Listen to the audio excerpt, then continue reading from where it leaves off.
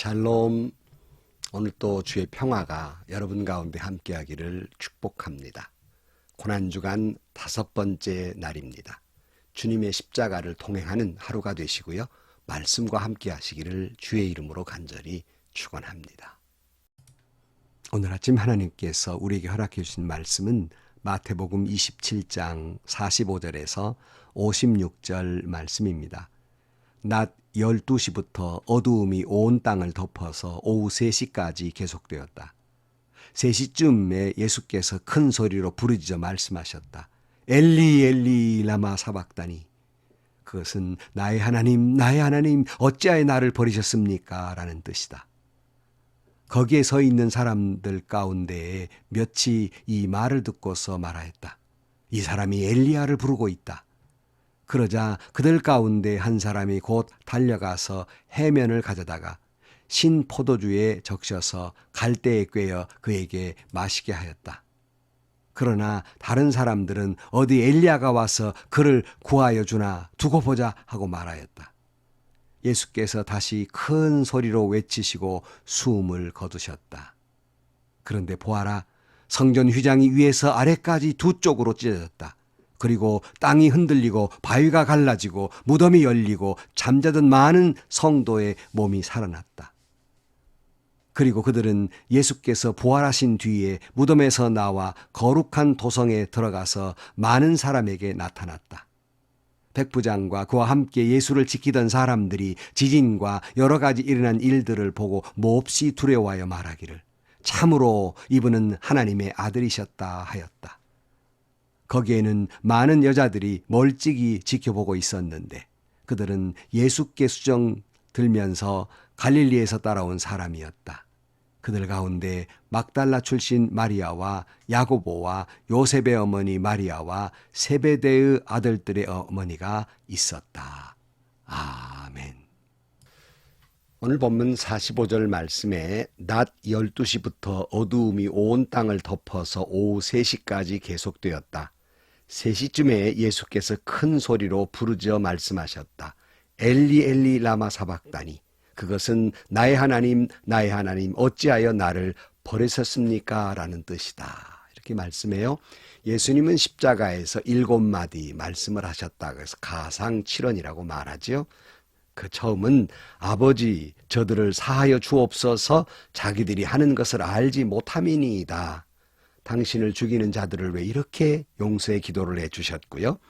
또 그리고 강도들에게는 내가 진실로 내게 이르노니 오늘 내가 나와 함께 낙원에 있으리라 이렇게 말씀했고요. 그리고 예수님의 어머니에게 여자여 보소서 아들이니이다 보라 내 어머니라고 말씀하셨고 그리고 네 번째 오늘 본문 엘리 엘리 라마 사박다니 나의 하나님 어찌하여 나를 버리셨나이까 말씀하고 있으며 그리고 5번째는 내가 목마르다 이렇게 말씀하셨고 6번째는 다 이루었다 말씀하셨으며 마지막 아버지 내 영혼을 아버지 손에 부탁하나이다 이렇게 말씀하셨습니다.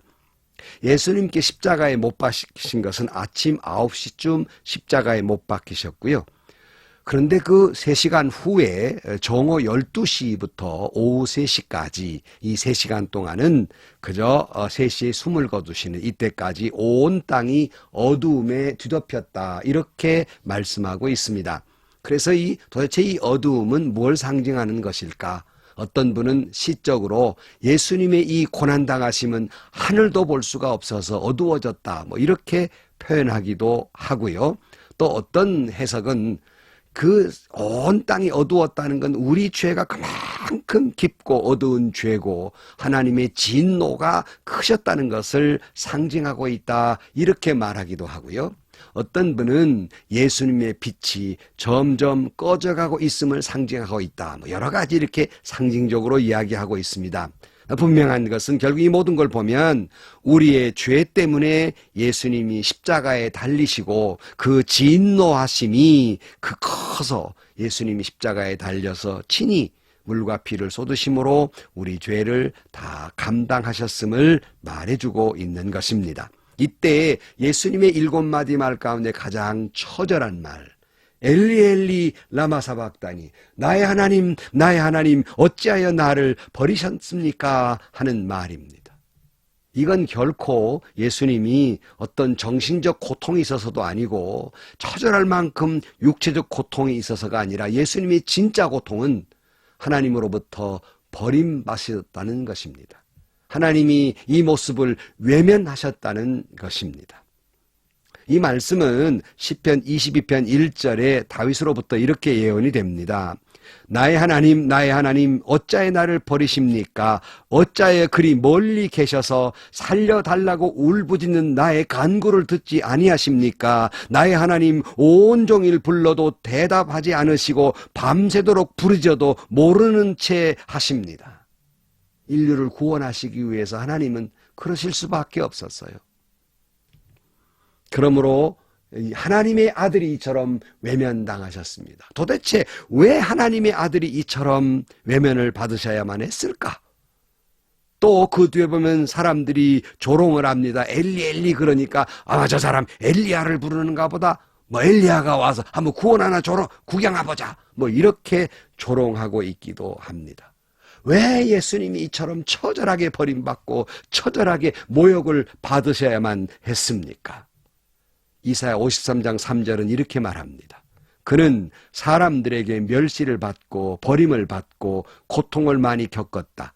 그는 언제나 병을 앓고 있었다. 사람들이 그에게서 얼굴을 돌렸고 그가 멸시를 받으니 우리도 덩달아 그를 귀하게 여기지 않았다. 그는 실로 우리가 받아야 할 고통을 대신 받고 우리가 겪어야 할 슬픔을 대신 겪었다. 그러나 우리는 그가 징벌을 받아서 하나님에게 맞으며 고난을 받는다고 생각하였다. 그러나 그가 찔린 것은 우리 허물 때문이고 그가 상처를 받은 것은 우리 악함 때문이다. 그가 징계를 받음으로써 우리가 평화를 누리고 그가 매를 맞음으로써 우리의 병이 나았다. 우리 모두 양처럼 길을 잃고 각기 제 길로 흩어졌으나 주님께서 우리 모두의 죄악을 그에게 지우셨다. 여러분, 우리의 죄 때문에 우리가 받아야 할 그 모든 것 고통을 받으시고 우리를 구원하시기 위해서 대신 버림을 받으셨고 대신 징벌을 받았고 우리는 죄짓고 제멋대로 살았는데 주님은 우리의 모든 죄를 대신 짊어지고 우리가 그에게 모든 죄를 지워 드린 것입니다.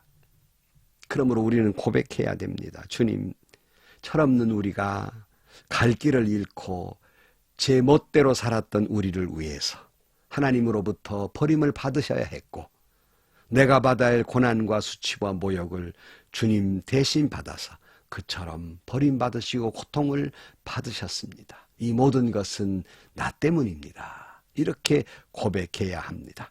그리고 주님은 마지막 숨을 거두셨습니다. 50절 말씀에 보면 예수께서 다시 큰 소리로 외치시고 숨을 거두셨다. 그런데 보아라, 성전이 휘장 위에서 아래까지 두 폭으로 찢어졌다. 그리고 땅이 흔들리고 바위가 갈라지고 그랬어요. 다른 복음에는 이렇게 다 이루었다, 이렇게 말씀하셨다고 이렇게 기록하고 있습니다만은 그 모진 조롱과 고통, 버림받으심을 다 당하고 인류를 구원하신 것입니다. 그런데 이때 성전 안에 휘장이 찢어졌다 그랬는데요. 이 휘장은 뭐냐면 당시의 성전 안에는 성소와 지성소가 있었고 사람들은 감히 성전 안에 들어갈 수가 없었어요. 다 성전 밖에 있을 수밖에 없었고 이제 지성소에 들어갈 수 있는 자격은 1년에 한 차례 제비 뽑힌 대제사장이 대속죄일에 염소의 피를 가지고 들어가서 백성들의 죄를 사해달라고 염소의 피를 이제 제단에 뿌리는 의식을 하게 됩니다. 그런데 이것이 찢어졌다는 것은 무엇을 의미할까? 바로 염소의 피처럼 예수님께서 십자가의 피를 흘리시고 그리고 우리 모든 죄를 다 사해 주시고 하나님과 우리 사이에 마치 휘장이 있어서 감히 하나님께 직접 나아갈 수 없는 우리가 예수님의 보혈의 피로 이 휘장이 찢어지고 우리가 주님 앞에 담대히 직접 나아갈 수 있는 그러한 은혜를 입었다는 말씀입니다. 할렐루야. 이 말씀을 히브리 10장 18절 말씀에 이렇게 표현하고 있습니다. 죄와 불법이 용서되었으니 죄를 사하는 제사가 더 이상 필요 없습니다. 그러므로 형제자매 여러분, 우리는 예수의 피를 힘입어 담대하게 지성소에 들어가게 되었습니다. 예수께서는 휘장을 뚫고 우리에게 새로운 살 길을 열어주셨습니다. 그런데 그 휘장은 곧 그의 육체입니다. 그리고 우리에게는 하나님의 집을 다스리시는 위대한 제사장이 계십니다. 그랬어요. 휘장이 찢어진 것은 예수님의 십자가의 죽으심이라는 거예요. 그로 인해 완전히 찢어져서 하나님과 우리 사이에 직접 대면할 수 있는 은혜를 입게 되었다는 말씀이에요. 어제도 말씀드렸습니다만 이 모습을 봤던 백부장이 뭐라고 그래요? 54절 말씀에 백부장과 그와 함께 예수를 지키던 사람들이 자신과 여러 가지 일어난 일들을 보고 몹시 두려워 말하기를 참으로 이분은 하나님의 아들이셨다, 이렇게 고백한 것처럼 우리는 다시 한번 이 말씀을 보면서 우리 죄를 용서하기 위해 십자가에 달려 피를 뿌리심으로 우리 죄를 용서해 주시고 우리가 하나님 앞에 나아갈 은혜를 우리에게 주었으니 그는 과연 하나님의 아들이시며 그는 과연 우리의 진정한 메시아이다, 확고하게 신앙 고백하는 저와 여러분들이 되시기를 주의 이름으로 축원합니다. 히브리 10장 22절 말씀에 보면 뭐라고 말씀하고 있습니다. 그러니 우리는 확고한 믿음을 가지고 참된 마음으로 하나님께 나아갑시다. 우리는 마음에다 예수의 피를 뿌려서 죄책감에서 벗어나고 맑은 물로 몸을 깨끗이 씻었습니다. 또 우리에게 약속하신 분은 신실하시니 우리는 흔들리지 말고 우리가 고백하는 그 소망을 굳게 지키십시다. 그리고 서로 마음을 써서 사랑과 선한 일을 하도록 격려합시다, 이렇게 말씀해요. 고난주간 우리는 코로나 바이러스로 때로는 절망적이고 인류의 죄 가운데, 아니 우리 자신의 죄 때문에 절망적인 순간에도 예수 그리스도의 보혈의 맑은 물로 우리가 다 씻었으니 이 죄책감에서 벗어나고 확고한 믿음을 가지고 하나님께 나아가기를 주의 이름으로 축원합니다. 흔들리지 말고 소망을 굳게 잡으시기를 주의 이름으로 축원합니다. 어두우면 어두울수록 우리 서로 그 은혜를 받은 사람들끼리 마음을 써서 사랑하고 선한 일하고 서로 격려하며 사랑함으로 말미암아 행복과 축복을 누리며 살아가는 저와 여러분들이 되시기를 주의 이름으로 축원합니다. 십자가 밑에서 우리 편안히 쉬고 십자가 밑에서 평강을 누리는 저와 여러분들이 되시기를 주의 이름으로 간절히 축원합니다. 기도하시겠습니다. 우리의 죄 때문에 고난당하신 주님, 하나님과 우리 사이의 죄 때문에 주님 앞에 나아갈 수 없는 우리를 친히 몸을 찢으셔서 우리를 주 앞에 나아가게 하셨으니 담대한 마음으로 주님 앞에 나아가게 하여 주옵소서. 소망을 굳게 잡게 해주시고 흔들리지 않게 해주시고 주의 약속을 믿고 서로 마음을 쓰고 사랑하고 선한 일하면서 주님 다시 오실 때까지 기다리는 저희 모두가 되게 하여 주옵소서. 주님의 부활을 기다리는 저희들 되게 하여 주옵소서. 예수님의 이름으로 기도하옵나이다. 아멘.